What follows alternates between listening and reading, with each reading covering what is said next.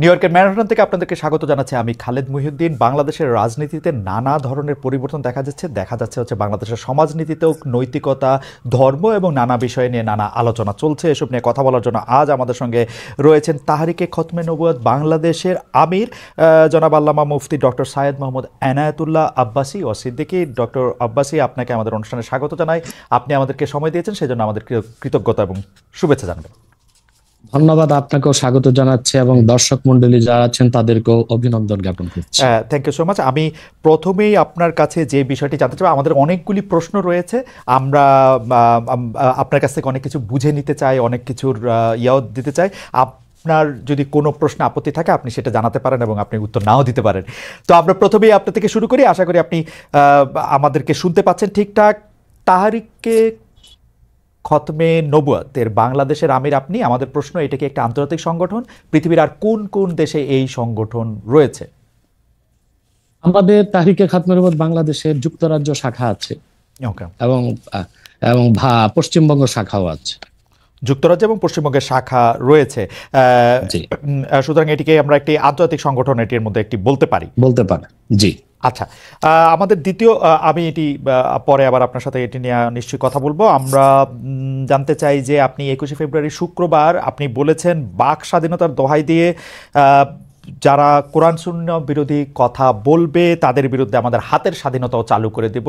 এটা আসলে আপনি কি মিন করেছেন? এবং একই সাথে আপনি বলেছেন যে জনাব ফরহাদ মাজার, জনাব সলিমুল্লাহ খান, জনাব সোহেল হাসান গালিব এবং জনাব রাখাল রাহা সহ এদেরকে আসলে হত্যা বা চরম শাস্তি দিতে হবে, এটা দিয়ে আসলে আপনি কি বুঝাতে চান? না, আপনি হয়তোবা আমার বক্তব্য পুরাটা ভালো করে বুঝেননি। আমি আপনাকে উত্তর দিচ্ছি, তারপর আপনার কাছে আমার একটা প্রশ্ন আছে, উত্তর দিবেন বলে আশা করি। জি। প্রথম হচ্ছে যে আমি যে বলেছি হাতের স্বাধীনতা, এটা বলেছি রাখাল রাহা এবং ওই গালিবের ব্যাপারে, যারা আল্লাহ তার হাবিব মোহাম্মদ সাল্লাল্লাহু আলাইহি সাল্লামের আরশচুম্বী সম্মান মর্যাদার বিপক্ষে বক্তব্য দিয়েছে, আমাদের হৃদয়ে রক্তের ক্ষরণ সৃষ্টি করেছে, আমাদের ইমানে আঘাত করেছে। আর যেহেতু আজকে 50 বছর যাবত এদেশের মুসলমান আলেম ওলামা সর্বশ্রেণীর মুসলিমদের দাবি হচ্ছে ব্লাসফেমি আইন, যেন নাস্তিক তার নাস্তিকতা নিচে পোষণ লালন করবে, ধর্মনিরপেক্ষতাবাদী তার ধর্মনিরপেক্ষতা আদর্শ নিজে লালন করবে, কিন্তু ফ্রিডম অফ স্পিচ এবং ফ্রিডম অফ এক্সপ্রেশন, বাক স্বাধীনতা, মুক্ত চিন্তার দোহাই দিয়ে যখন তখন আল্লাহ তার হাবিব সাল্লাল্লাহু আলাইহি ওয়াসাল্লামকে গালি দিবে, ইসলামের বিরোধিতা করবে, আর রাষ্ট্র তাদেরকে প্রতিহত করবে না, প্রতিরোধ করবে না, বরং আমরা তাদের যদি শাস্তি দাবিতে রাস্তায় নামি, তখন রাষ্ট্র আমাদের ট্যাক্সি কিনা বুলেট আমাদের বুকে মারে। যুগের পর যুগ আমাদের দাবি আদায় হচ্ছে না, আর তারা বাক স্বাধীনতার দোহাই দিয়ে আমাদের ইমানে আঘাত করবে, তখন তো নিরুপায় হয়ে আমরা আমাদের হাতের স্বাধীনতা বাস্তবায়ন করবই। আর সলিমুল্লাহ ফরহাদের ব্যাপারে আমি মৃত্যুদণ্ডের কথা বলিনি, আমি বলেছি সলিমুল্লাহ এবং ফরহাদ অত্যন্ত বুদ্ধিবৃত্তিক ভাবে মানুষকে, সমন্বয়কদেরকে বিপদগামী করছে। ওকে, আপনি কি আমাকে প্রশ্নটা করতে চেয়েছিলেন, সেটা কি করবেন? আমার আর একটা প্রশ্ন রয়েছে ব্যাপারে। আপনাকে আমার প্রশ্ন যে আপনি তো এই বিষয়ে আমাকে মুখোমুখি আনলেন, কিন্তু রাখাল রাহা এবং গালেব তাদেরকে আপনি মুখোমুখি করলেন না কেন? এতদিন চলে গেল। আচ্ছা, আপনি কি এই প্রশ্নের উত্তরটি, মানে প্রথম কথা হচ্ছে যে আপনাকে এই বিষয়েই শুধু না, আমরা অনেকগুলি বিষয় বুঝে নেওয়ার জন্য সেটা কথা বলেছি। আপনি একজন ইসলামী স্কলার, বিভিন্নভাবে আপনি হচ্ছেন এই বিষয়ে আপনার যে মতামত, সেই মতামত দেওয়ার জন্য অনেকে বলে থাকেন সবচেয়ে যোগ্যদের একজন, সেজন্য আপনার কাছ থেকে আমরা এটা শুনতে চেয়েছি। জনাব সোহেল হাসান গালিব এবং জনাব রাখাল রাহা তারা এখন আত্মগোপনে আছেন। আমরা শুনেছি সোহেল হাসান গালিব হচ্ছে মানে ইয়ার হেফাজতে আছেন, যাকে গ্রেফতার বলা হচ্ছে। সেই জন্য আমরা তাকে আসলে ইচ্ছা করলেও আমরা আসলে তাকে পাবো না এবং তাকে মুখোমুখি করার ব্যাপারে আমরা পারবো না। আপনাকে মুখোমুখি করার অর্থ হচ্ছে আমরা আপনার কাছে অনেক কিছু আসলে জানতে চাই এবং বুঝে নিতে চাই, যেহেতু আপনি এই বিষয়ে কথা বলার জন্য সবচেয়ে যোগ্যদের একজন বলে অনেকেই মত দিয়ে থাকেন। সেই জন্য আমি আশা করি যে আপনার প্রশ্নের উত্তর আমি দিতে পেরেছি, মানে আপনার সাথে ওনাদের তুলনা আমি করতে চাই না আর কি। হাওয়েভার, জনাব আব্বাসী, আমি কি আপনাকে পরবর্তী প্রশ্ন করতে পারি? আচ্ছা, আপনি বলেছেন যে আমাদের হাতের স্বাধীনতা যেহেতু আপনার এটা পালন করা হচ্ছে না, সেখানে আমাদের বলতে আপনি কাদের কথা বুঝিয়েছেন? সেটাকে আপনি হাতে তুলে নেবেন নাকি আপনি আহ্বান জানাচ্ছেন হাতের স্বাধীনতা প্রয়োগ করার ব্যাপারে? দেখুন, আমাদের মধ্যে আপনিও আছেন। ওকে, কারণ আপনার নাম মহিউদ্দিন, আপনি জানেন আপনার নামের অর্থ কি? আমার নামের অর্থ আমি জানি, কিন্তু আমি আপনার মানে আপনার বক্তব্যের না, সাথে না, দ্বিমত না, পোষণ দেখেন, করেন এরকম দেখেন। অনেক আলেমকেও আমি চিনি আর কি। যাই হোক, আমি- সেটার আমি ব্যাপারে আমি সেটা- পরে আসছি। আপনি আমার খালেদ ভাই, শিক্ষক হিসেবে আপনি খালেদ এটা আমাকে ভাই, একটু ব্যাখ্যা করেন যে জিনিসটা আসলে আমাদেরটাকে। জি জি, সরি। আমি খালেদ ভাই আপনাকে ভাই বলছি, জি আপনি আমার চেয়ে বয়সে বড় হবেন। জি। দ্বিতীয় কথা হচ্ছে, উত্তরটা শুধু আপনাকে দিচ্ছি না, আপনার মাধ্যমে অনেককেই দিচ্ছি। আল্লাহ তাআলা পৃথিবীর মানুষকে 3টা শ্রেণীতে ভাগ করেছেন: মুমিনুন, কাফিরুন, মুনাফিকুন। এই জন্য 3 নামে কোরআন কারিমে সূরাও এসেছে। মুমিনের নামে সূরা আল মুমিনুন, কাফিরের নামে সূরা কাফিরুন, মুনাফিকের নামে মুনাফিকুন। তার মানে বিশ্বাসী অবিশ্বাসী বর্ণচোরা। যারাই মুমিনুন বা বিশ্বাসী, আপনি যদি সেই বিশ্বাসীদের একজন হন, তবে হাতের স্বাধীনতাকে আপনিও সমর্থন করবেন। আমি আপনাকেও আমার মধ্যেই রাখলাম। আমি আপনার হাতের স্বাধীনতাকে আমি আসলে এখন পর্যন্ত সমর্থন করতে পারতেছি না, এইটা আমি বুঝতে চাইতেছি। কারণ হচ্ছে যে অনেক, এটা আপনি আমাকে বলেন সেই আপনি কিনা, মানে আমাকে না রেখে আপনি আপনাকে বলেন যে এই হাতের স্বাধীনতা আপনার কিনা। এবং পাশাপাশি আমার প্রশ্ন, বাংলাদেশে এই রকম ফতোয়া দেওয়ার আর কার অধিকার রয়েছে, বা আপনি ছাড়া আর কে এরকম বলতে পারেন? দেখুন, হ্যাঁ সেটাই বলছি। আমি আমার থেকে আপনাকে দূরে সরাতে চাই না, কারণ আপনি মহিউদ্দিন মানে যে দিনকে জিন্দা করে, রাইট, ধর্মের দিনের পুনরুদ্ধার। সংস্কার।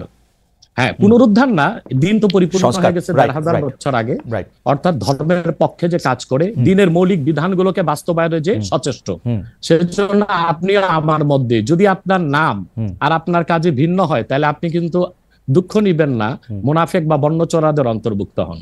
যেহেতু আপনি মহিউদ্দিন এবং আপনি একজন মুসলিম পরিচয় দিচ্ছেন, এটা সকল মুসলিমদের পক্ষ থেকে আমার ফতোয়া। কেন, সেটা আমি ব্যাখ্যা করে দিচ্ছি। রাষ্ট্রের কাজ কি? শুধু অন্য ধর্মের মানুষের অধিকারকে রক্ষা করা? বাংলাদেশ একটি গণতান্ত্রিক রাষ্ট্র। গণতন্ত্রের মূল কনসেপ্ট হচ্ছে decision of much people will be granted. এদেশে সকল মুসলমানই মুরতাদের শাস্তি, মৃত্যুদণ্ড চায়। একটা ক্ষেত্রে আমাদের আলেমুলামাদের মধ্যে কিছু মতভেদ আছে, সেটা হচ্ছে যে মুরতাদকে তওবা করার সুযোগ দেওয়া হবে কিনা। কিন্তু 4 মাযহাবে 3 মাযহাবের মতে মুরতাদদেরকে তওবার সুযোগ দেওয়া হবে, 4 মাযহাব মতে। কিন্তু মুরতাদদের মধ্যে যারা শাতেম, তাদের বিষয়টা ভিন্ন। শাতেম হচ্ছে আল্লাহ ও তার হাবিবকে যারা গালি দেয়, তারা শাতেম। তাদের ক্ষেত্রে শাফি, মালিকি, হাম্বলি 3 মাযহাব এবং হানাফি পূর্ববর্তী রয় পরবর্তী ফকিহদের মতে যে তাদের তওবা কবুল করা হবে না এবং তাদের মৃত্যুদণ্ড কার্যকর করা হবে। কার্যকর করবে কে? একটা শরিয়া রাষ্ট্র।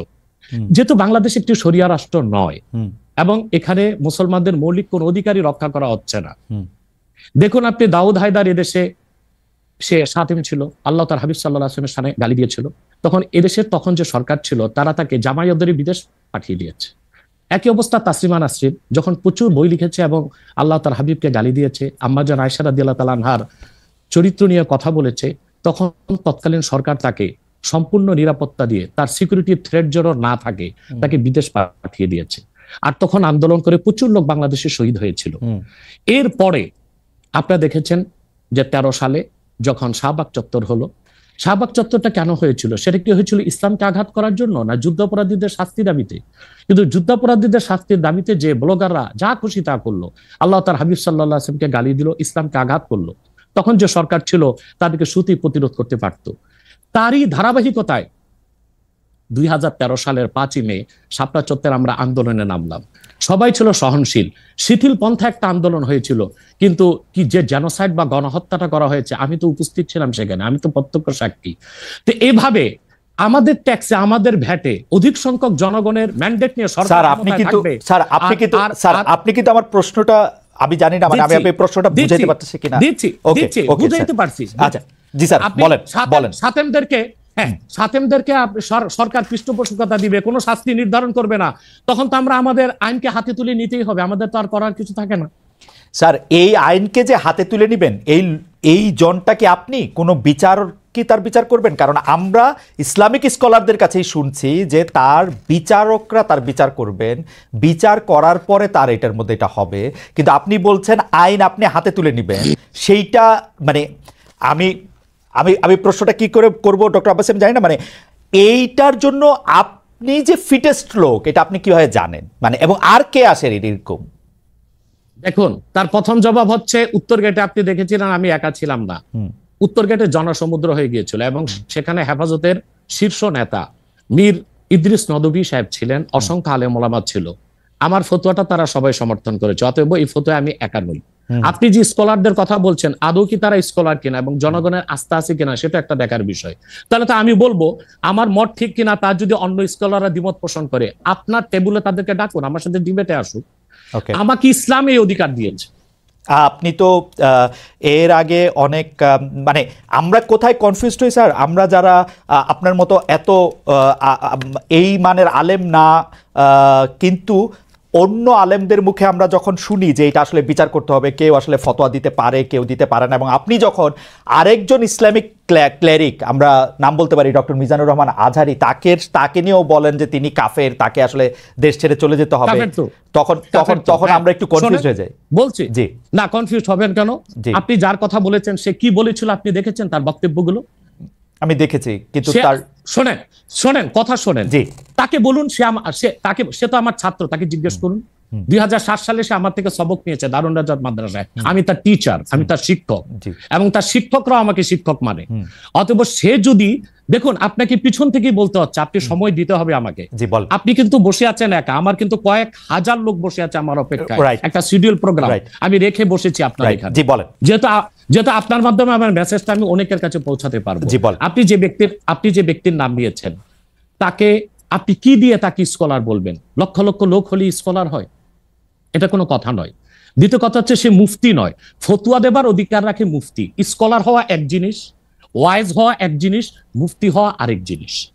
আমার কথা হচ্ছে, আমি কি গ্র্যান্ড মুফতি বাংলাদেশে তা আমি বলছি না, এটা বলার অথরিটি আমার নেই, কিন্তু আমার ফতুয়াতে কলম বসাবার মতো 10টা মুফতি আপনি বের করে দেন।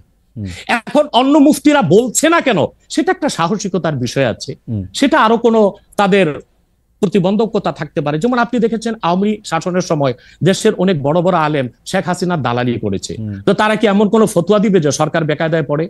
এখন অনেক আলেম আছে যেটা বর্তমান সরকারের নির্লজ্জ সমর্থন করে যাচ্ছে, কিন্তু এই সরকার ক্ষমতা আসার পর থেকে আমি শরিয়ার কোরআন সুন্নাহর আলোকে যতটুকু সমালোচনা করা দরকার গঠনমূলক সমালোচনা করে যাচ্ছি। আর আমাদের মতো 2-4-10 জন যারা মিডিয়াতে আছে তারাই কিন্তু দেশের আলেম না, হাজার হাজার আলেম ওলামা পীর মাশায়েখ নীরবে নিভৃতে নির্জনে ইসলামের খেদমত করে যাচ্ছে, তাদের মতামতটাও দেখতে হবে। এখন যারা ফ্রন্টে চলে এসেছে, মিডিয়াতে চলে এসে সেলিব্রিটি হয়ে গেছে, তারাই কি বললো সেটা দেখার বিষয় না।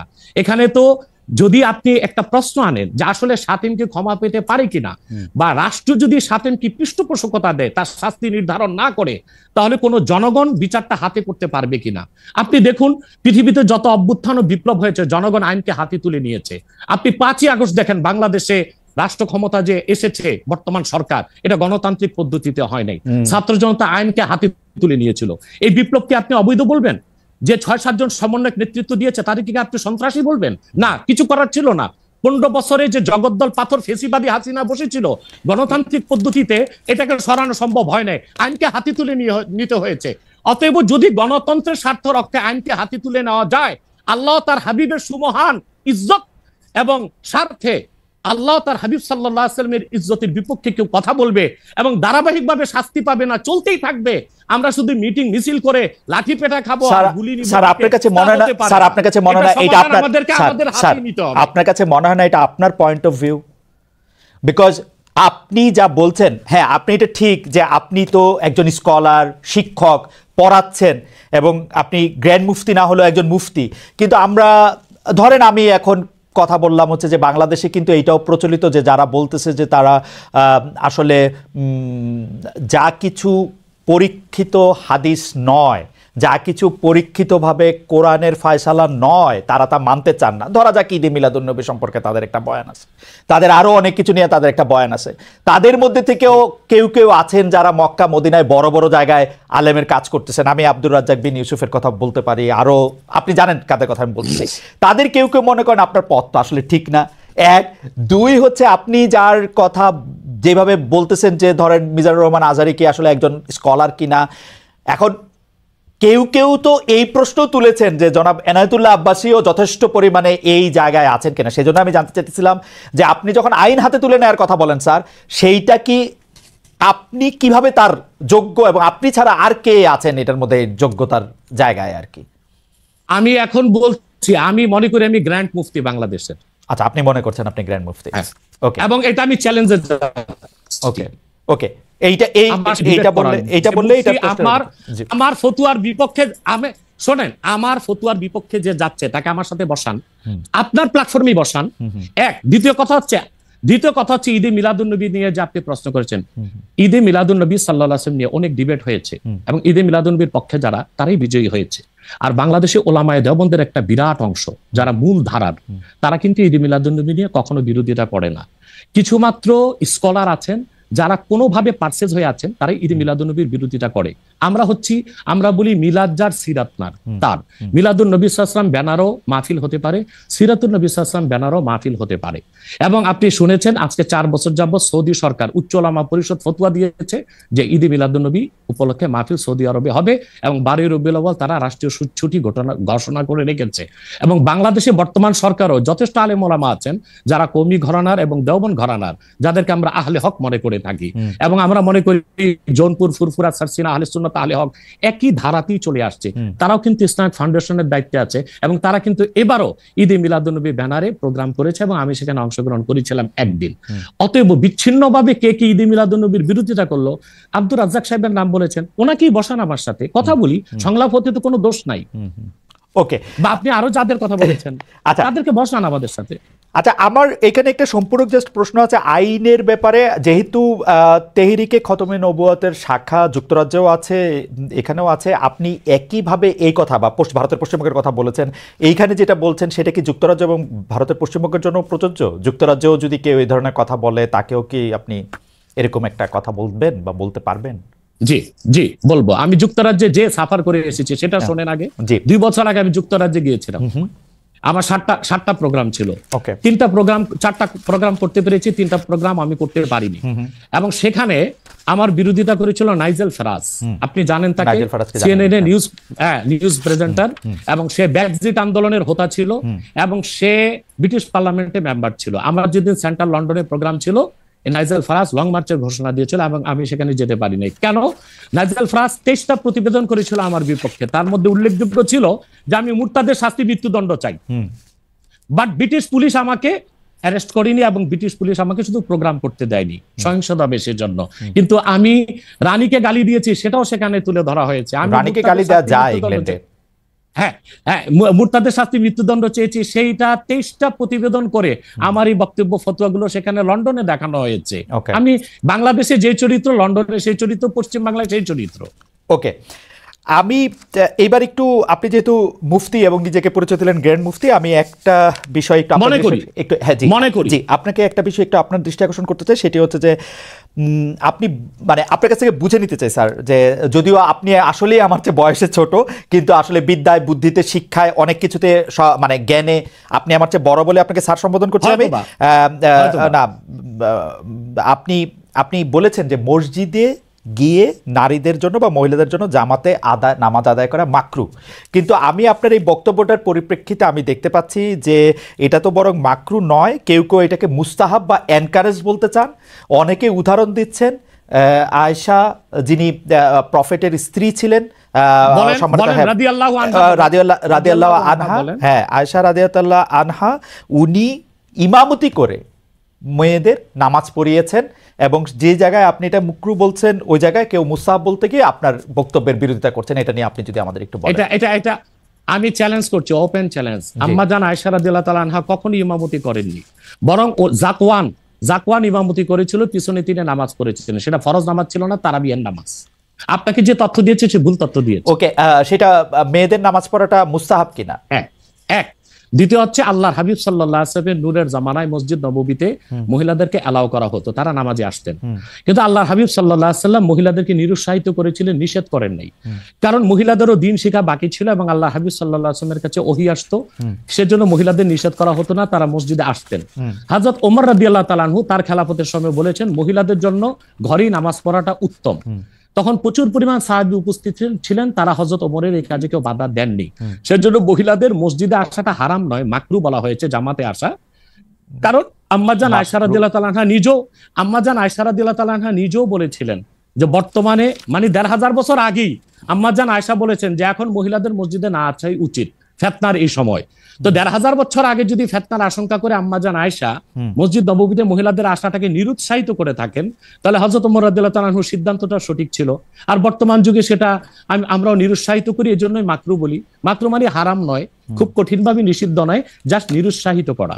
আপনি মাকরু ফতোয়াটা কোথায় পেলেন? আর আপনি যে বলছেন যে কোথায় পেলাম বলছি, আনহা এটা পড়েন নাই, কিন্তু আমি এখন যেটা দেখতে পাচ্ছি যে women praying in congregation among themselves, সেটা মাদিনা বলে একটা পিরিয়ডিক্যালস বাইর হয় মাদিনা ইউনিভার্সিটি থেকে, সেইখান থেকে একজন বলতেছেন যে এটা পড়ছেন। আমি তো এটা সত্য বিচার করতে পারবো না। আয়েশা রাদিয়াল্লাহু তাআলা আনহা ইমামতি করেননি, তিনি জাকওয়ান ওনার খাদেমের পিছনে নামাজ পড়েছেন। সেটা ফরজ নামাজ ছিল না, তারাবিহের নামাজ ছিল। জি, এটা বুখারী শরীফের হাদিস। আমাকে সময় দিলেন, বের করে দিব। আচ্ছা ঠিক আছে, আপনি কি এইটা একটু বলবেন যে মাকরুটা আপনি কোথায় পেলেন? এটা হানাফিদের সর্বসম্মত মত।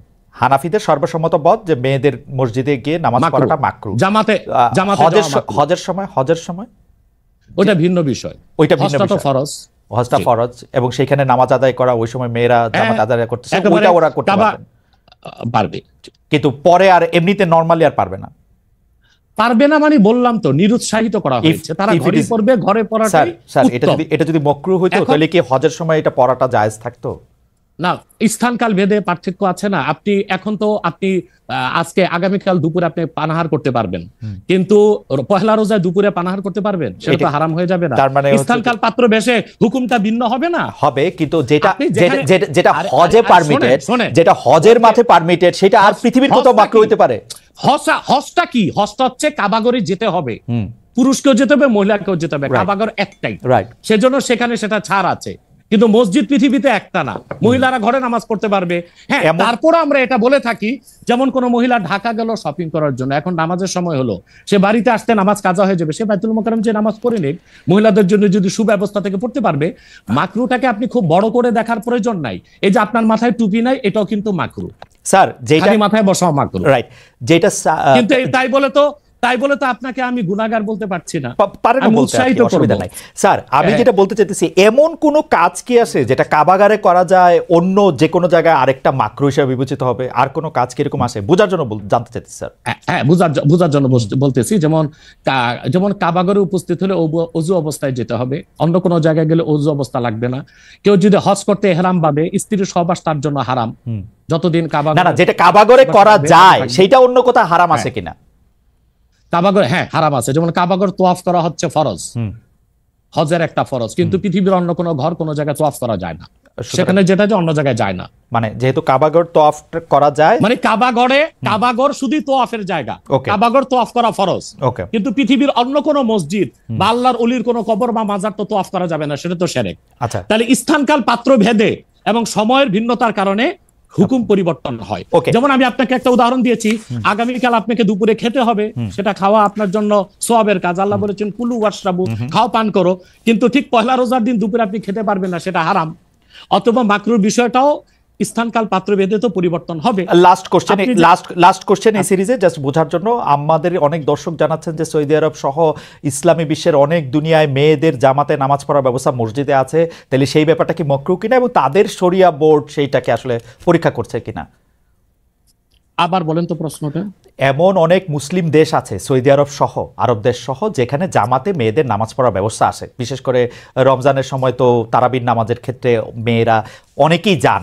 তো সেই ক্ষেত্রে তারা এই মাকরুর ব্যাপারটা অবগত কিনা, তাদের শরিয়া ব্যাপারটার দিকে নজর রাখছে কিনা? আপনি হয়তো ভুলে গেছেন আমার উত্তরটা। হানাফি মাযহাব মতে মাকরু। আমরা যেহেতু মাযহাব হানাফি মানি, এই জন্য মাকরু। কিন্তু সৌদি আরবে হানাফি মাযহাব না, হাম্বলি মাযহাব, সেখানে মাকরু না। আচ্ছা, মানে হানাফি মাযহাব মতে মাকরু। ওকে, আমি পরের আপনার বক্তব্যটা নিশ্চয়ই অন্য আলেমরাও শুনেছেন, তারা তাদের মতো করে তারা ব্যাপারটা বিবেচনা করে দেখবেন। আমরা এটা শুনলাম। এইবার নেক্সট প্রসঙ্গে বা প্রশ্নে আসি। আপনাকে নারীদের নামাজের ব্যাপারে একটা হাদিস শোনায় দিচ্ছি, সহিহ মুসলিম, হাদিস নাম্বার 1027। আন আমরাতা বিনতে আব্দুর রহমান أنها أخبرته أن عائشة زوج النبي صلى الله عليه وسلم قالت لو أدرك رسول الله صلى الله عليه وسلم ما أدرك النساء لمنعهن المسجد। পরিষ্কার সহিহ মুসলিমের হাদিস। হযরত আমরা বিনতে আব্দুর রহমান বলেন, রাসূল সাল্লাল্লাহু আলাইহি সাল্লামের সহধর্মিণী আল্লাহ হাবিব সাল্লাল্লাহু আলাইহি ওয়াসাল্লামের স্ত্রী আম্মাজান আয়েশা রাদিয়াল্লাহু তাআলা আনহা যার কথা বলেছেন, তিনি নামাজ পড়েছেন, উনি বলেছেন যে বর্তমানে মহিলাদের এখনকার অবস্থা যদি আল্লাহ হাবিব সাল্লাল্লাহু আলাইহি ওয়াসাল্লাম দেখতেন তাহলে তাদেরকে মসজিদে আসতে নিষেধ করতেন। সহিহ মুসলিম হাদিস নাম্বার 1027। আপনি সেই স্কলারদেরকে বলেন এই হাদিসটার জবাব আমাকে দিতে। ওকে, তার মানে মানে তার মানে আমি আমি আমি আসলে আমি আসলে তার মানে আমি শেষ করি জি, তার মানে হচ্ছে মহিলাদেরকে মাকরু বলার দ্বারা হানাফি মাযহাবে যে নিষেধ করা হয়েছে, কঠিন নিষেধ না, মানে নিরুৎসাহিত করা হয়েছে। ওকে, ঠিক আছে, এটা নিশ্চয়ই এটা নিরুৎসাহিত করা হয়েছে, এটা আপনি বলছেন, নিশ্চয়ই এটা একটা প্রণিধানযোগ্য। আমি দলিল দিয়েছি আমি আমি এই বিষয়ে আর আপনার সাথে পরবর্তী প্রসঙ্গে আসি। সেটা হচ্ছে যে আমরা মানে আপনি এখানে আসবেন, অনেকে অনেক ধরনের মন্তব্য করেন, প্রশ্ন করেন, অনেকের মধ্যে অনেক ধরনের উৎসাহ আছে, অনেক ধরনের জানার বিষয়ও আছে। সেই জন্য আপনি যেটাকে বলছে হচ্ছে যে আপনাকে বলা হচ্ছে যে একজন পেশাদার বক্তা, যখন আপনি যেহেতু আপনি বক্তৃতা দিয়ে টাকা নিয়ে থাকেন, এইটা আপনি ঘন্টায় কত টাকা নেন সেটা নিয়েও মানুষের মধ্যে উৎসাহ আছে। এই ধরনের বিষয় নিয়ে আপনি কি বলবেন? কেউ কেউ আবার বলে থাকেন আপনি যে বক্তৃতা দেন সেটা দিয়ে একটা নির্দিষ্ট অঙ্কের টাকা নেওয়াটাও আসলে ঠিক হচ্ছে কিনা সেটা নিয়ে অনেকে প্রশ্ন। অনেকে, গোস্তাকি মাফ করবেন, অনেকে আপনাকে হেলিকপ্টার হুজুর বলেন, কারণ আপনি বিভিন্ন জায়গায় হেলিকপ্টারে যেতে পছন্দ করেন। এই ধরনের নিউজ, এই ধরনের আলোচনা আপনি আসলে কিভাবে নিয়ে থাকেন? দেখেন, আপনি একজন স্বনামধন্য সাংবাদিক এবং আপনি সাংবাদিকতার মাধ্যমে বাংলাদেশের অনেক উপকার করেছেন, কিন্তু কোন হিংসুক বা নিন্দুক যদি বলে খালেদ মহিউদ্দিন একজন বাচালি করে টাকা কামাই করে, এটাকে আপনি মানবেন? মানবো। আমি বক্তা না, আমি হচ্ছে দায়ী আল্লাহ। আমি আমি আমি আমি আপনি ঠোঁটে চেয়ে খান, কিন্তু আমি মেধা দিয়ে সেবা করি মানুষকে। আমি বক্তা নই। আমার পরিচয় হচ্ছে, দেখুন আমাদের একটা ইতিহাস আছে, আমি পেশাদার কোনো বক্তা নই, আমি হচ্ছে দায়ী আল্লাহ। আল্লাহ দিনের দাওয়াত মানুষের কাছে পৌঁছে দিই। এখন আসে টাকার বিষয়। বাংলাদেশে কেউ কোনোদিন দেখাতে পারবে না আমি আমার নিজের জন্য কোনো টাকা চেয়ে নেই। যদি আমি কোনো প্রোগ্রামে কন্ট্যাক্ট করে টাকা নিতাম তো সর্বনিম্ন 3 লাখ টাকা রেট রাখতাম, কিন্তু কখনো কখনো আমাকে তারা খুশি হয়ে যাবে সেটা আমি নিয়ে থাকি। দ্বিতীয় হচ্ছে হেলিকপ্টার প্রসঙ্গ, এটা হচ্ছে আমার অত্যন্ত প্রয়োজন। হেলিকপ্টারটা আমার চেয়ে বেশি বাংলাদেশে শেখ হাসিনাও ব্যবহার করেন, এটা আমি অহংকার করে বলছি না, আল্লাহ তাআলার শুকরিয়া আদায় করছি। এবং বাংলাদেশে অনেক বক্তা বা স্কলার এক সময় আমার বিরোধিতা করেছে, আমি হেলিকপ্টার কেন চলি, হেলিকপ্টারে কেন যাই। বাংলাদেশে 2014 সাল থেকে ব্যাপকভাবে আমি হেলিকপ্টারে যাচ্ছি। এখন অনেক বক্তা, স্কলার বা স্ক্রু ড্রাইভার যাই বলেন, তারা হেলিকপ্টার ব্যবহার করছে, এখন আর সমস্যা হচ্ছে না। আমারটাই আর কি সমস্যা ছিল। হেলিকপ্টারটা কেন ব্যবহার করি, আপনাকে একটা সহজ উদাহরণ দিচ্ছি। গত পরশুদিন আমার একটা প্রোগ্রাম ছিল মেঘনাতে, দিনে বাদে জোহর, আর রাতে আমার প্রোগ্রাম ছিল রংপুর হারাগাছ, সেটা মিডিয়াতে ব্যাপক প্রচার হয়েছে। পরের দিন আমার প্রোগ্রাম ছিল কালকে লোহাগাড়া, এই চট্টগ্রাম সাতকানিয়ায়। এখন আমি হেলিকপ্টার ব্যবহার না করে দিন ও রাতে 3টা প্রোগ্রাম করা কি আদৌ সম্ভব? না, সম্ভব না। যেখানে আমার বাড়ি আব্বাসী মঞ্জিল থেকে চিটাগাং রোড যেতে 1.5 ঘন্টা লাগে, তা আমি কিভাবে মেঘনার প্রোগ্রামটা দিনে করে রাতে হারাগাছ করে পরের দিন চট্টগ্রাম যাই? আমাকে এটা অনিবার্য কারণে হেলিকপ্টার ব্যবহার করতে হচ্ছে, এবং সেটা জনগণই দেখে। এর জন্য তো আমাকে হেলিকপ্টার হুজুর বলতে পারে না। এখন যে হুজুর নৌকায় চড়ে মাহফিল করতে যায় তাকে কি নৌকা হুজুর বলবেন? বা যিনি প্রাইভেট কারে প্রোগ্রাম করতে যায় তাকে কি বলবেন? ট্যাক্সি হুজুর? এগুলো হচ্ছে আমি গাড়িও ব্যবহার করি যখন যেটা লাগে। আমি এখন প্যারাডো ইউজ করতেছি, এটা 3 কোটি টাকা। আমি ভিএট ইউজ করি 8 কোটি টাকা। আমি হেলিকপ্টার ইউজ করি, এটা 14 কোটি টাকা। এখনো আমি নৌকাতেও যাই, যেখানে যেভাবে আমার সুবিধা তখন সেভাবে সেখানে। সেটা ঠিকই আছে। আমি কিন্তু মনে করি যে এখন হিংসুক বা নিন্দুকরা কি বললো সেটা তো আপনার মতো না, সেটা ঠিক আছে। না, আমি কিন্তু মনে করি যে আপনাকে যত ব্যস্ত থাকতে হয়, আপনি যদি পথে এর মধ্যে থেকে আপনার দিনের একটা বড় অংশ আপনি ব্যয় করেন, এটা আপনার জন্য, এটা আসলে কোনোভাবেই এটা মানে এটা কেউই এটা করবে না। আমার কাছে মনে হয় যে আপনার ব্যস্ততার জায়গা থেকে আপনার এটা করতেই হবে। কিন্তু আমার যে প্রশ্ন ছিল যে আপনি এর জন্য নিজেকে একজন প্রফেশনাল স্পিকার মনে করেন কিনা, আপনি মনে করেন কিনা যে আপনি যে বিভিন্ন জায়গায় বক্তৃতা দিতে যাচ্ছেন এবং আপনার যে একটা অসম্ভব চাহিদা বিভিন্ন জায়গায়, আজকে এখানে কালকে সেখানে, সেইটা আপনার আয়ের একটা বড় উৎস কিনা? দেখুন, এটা ছাড়া আমার আয়ের ব্যবস্থা ছিল। আমাদের যে বাংলাদেশে আমাদের যে আধ্যাত্মিক ঘরানার আমরা সন্তান, আপনি জানেন আমাদের বংশের মুরব্বী শাহ কারামত আলী জনপুর রহমতুল্লাহ, তাকে বলা হয় বাংলাদেশের আধ্যাত্মিক জনক। টু নেশন থিওরির ভিত্তিতে দেশ স্বাধীন হয়েছে, এবং ডব্লিউ হান্টার তার বইতে উল্লেখ করেছে, এনসাইক্লোপিডিয়া অফ ব্রিটানিকাতে এসেছে, ইসলামিক ফাউন্ডেশন বিশ্বকোষে এসেছে, কারামতুল জনপুর রহমতুল্লাহর হাতে 2 কোটি লোক মুসলমান হয়েছে। ওনার কারণেই পরবর্তীতে দেশটা স্বাধীন হয়েছে। উনি ইন্তেকাল করেছেন 154 বছর আগে। আমি ওনার সিলসিলায়, ওনার বংশের, আমরা জোনপুরি পীর সাহেব বলে খ্যাত। আমি যদি অন্য পীরদের মতো আব্বাসী মঞ্জিলে বসে পিরি মুরিদি করে যেতাম, তাহলে আমার কোটি কোটি টাকা বছরে আসতো। মূলত আমার হচ্ছে দিনের দাওয়াত দেওয়াটাই আমার মূল কাজ। তারপর জনগণ যেটা খুশি হয়ে আমাকে সম্মান করে, সেটা আমার জন্য যথেষ্ট। আপনি কি আব্বাসী, এটা আমার পেশা নয়, এটা নেশা। আপনি কি আব্বাসী মঞ্জিলে আর এখন বসেন না? মানে ওই সিলসিলাকে আপনি বসি, কিন্তু মূল হাইলাইটস করা হচ্ছে দাওয়াতের কাজকে। আমি দাওয়াতি কাজে ব্যস্ত থাকি। আপনার মূল, আপনি ইচ্ছা করলে হইতেই পারতেন, কারণ আমরা জোনপুরের পীর সাহেবদের সম্পর্কে আমরা অবগত, তাদের অনেক ফলোয়ার আছে। আরেকটা কথা বলি আপনাকে, আরেকটা কথা বলি। আমি এখনো দিনরাত জেগে আমার ছাত্রদেরকে পড়াই। আমি বুখারী শরীফ প্রথম খণ্ড আমার ছাত্রদেরকে পড়াই। তো শুধু মাদ্রাসায় পড়িও আমি কয়েক লাখ টাকা কামাই করতে পারতাম, বই লেখক কামাই করতে পারতাম, কিন্তু আমি মনে করি তৃণমূল পর্যায়ে আল্লাহর কোরআনের দাওয়াত পৌঁছে দেওয়ার জন্য ওয়াজ মাহফিলের কোনো বিকল্প নেই। রাইট, সেই জন্য এটা আমার পেশা নয়, এটা আমার নেশা। এটা আপনার নেশা, কিন্তু আপনি অন্যগুলি যেগুলি আপনি অর্থ করি দিতে পারতেন সেগুলি তো আপনি নেন নাই। আপনি নিছেন হচ্ছে দিনের দাওয়াতের জায়গাটাকে, টাইমটাকে, সেই ওগুলো নিচ্ছি, ওগুলি আপনি ঠিক টাকার জন্য আপনি ব্যবহার করছেন না, আয়ের ব্যবস্থা নয়। রাইট, সেই জন্য আমরা আপনাকে একজন পেশাদার মানে বা প্রফেশনাল রিলিজিয়াস স্পিকার এরকম বলতে পারি কিনা, সেইটাই ছিল আর কি আমাদের প্রশ্ন। না, পেশাদার বলতে পারি না। ওকে, আপনি আসছেন এখানে, আমরা দর্শকদের কাছে একটা প্রশ্ন করেছিলাম যে আগামী জাতীয় নির্বাচন ঘিরে বাংলাদেশে ইসলামপন্থী দলগুলোর মধ্যে ঐক্য প্রক্রিয়া সফল হবেন বলে মনে করেন কিনা দর্শকরা। শতকরা 56% দর্শক মনে করছেন হ্যাঁ, শতকরা 44% দর্শক মনে করছেন যে না, সেই ঐক্য প্রক্রিয়া সফল হবে না। 70,000 দর্শক ভোট দিয়েছেন। আমি একটু আবার জনাব আব্বাসীর কাছে ফিরি। জনাব আব্বাসী,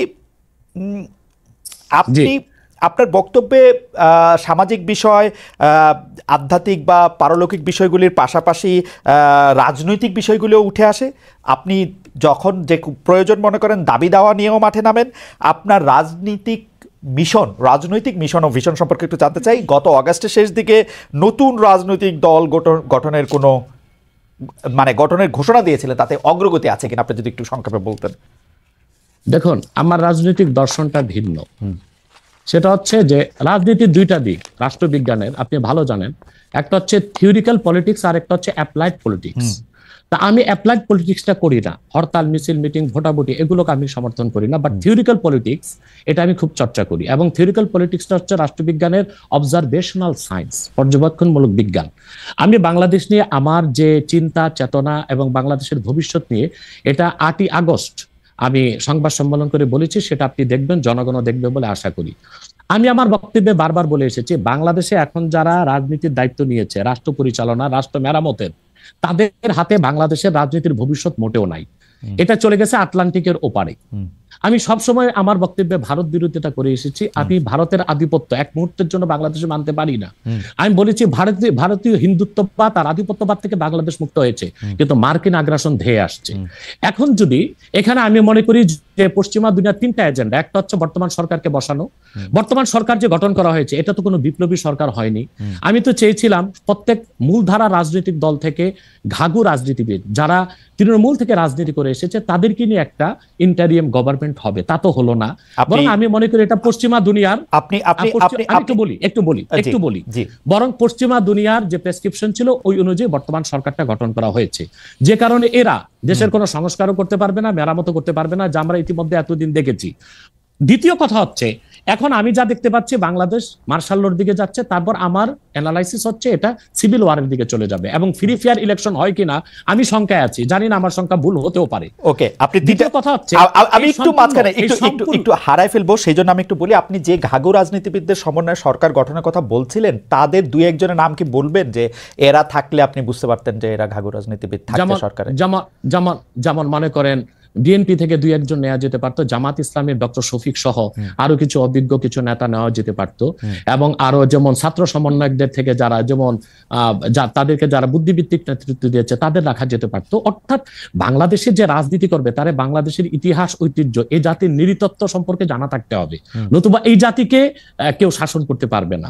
যে কোনো দেশের যারা এখন শাসন করতেছে তাদেরকে আপনি এর যোগ্য মনে করেন না, এবং আপনি মনে করেন একটা সিভিল ওয়ারের দিকে, একটা মার্শাল লর দিকে? তাদেরকে আমি অযোগ্য বলছি না, কিন্তু রাজনীতির ময়দানে তারা খুব যোগ্য নয়। তারা যদি খুবই যোগ্য হতো তাহলে দেশ কি এই অবস্থায় যায়? এখন লুটপাট ধর্ষণ যেভাবে বেড়েছে, এখন এটা তো স্বাভাবিকই মনে হচ্ছে যে দেশ কোনো ভালো গন্তব্যে যাচ্ছে না। এখন আমার কথাটা শুনুন, আমি আগ থেকেই বলে এসেছি, এই সবগুলো বিপদ হুমকিকে ওভারকাম করা যেত এবং মার্কিন আগ্রাসনকে ঠেকিয়ে আমরা একটা সুন্দর বাংলাদেশ ফেয়ার এবং ফ্রি ইলেকশনের মাধ্যমে করতে পারতাম। এটার দায়িত্ব যদি ইসলামপন্থীগণ নিতেন। এখন ইসলামপন্থী কারা? শুধু জামাত ইসলামীকে তো দিলে হবে না। এই দেশে 3 থেকে 3.5 লক্ষ মসজিদের ইমাম হচ্ছে হেফাজতের লোক, তারা হচ্ছে মসজিদগুলোকে কন্ট্রোল করে এবং প্রত্যেকটা সমাজ কিন্তু এখনো মসজিদ কর্তৃকই নিয়ন্ত্রিত। ইমাম সাহেবের কথাটাই সমাজের লোক শুনে। তো বোঝা যাচ্ছে বাংলাদেশে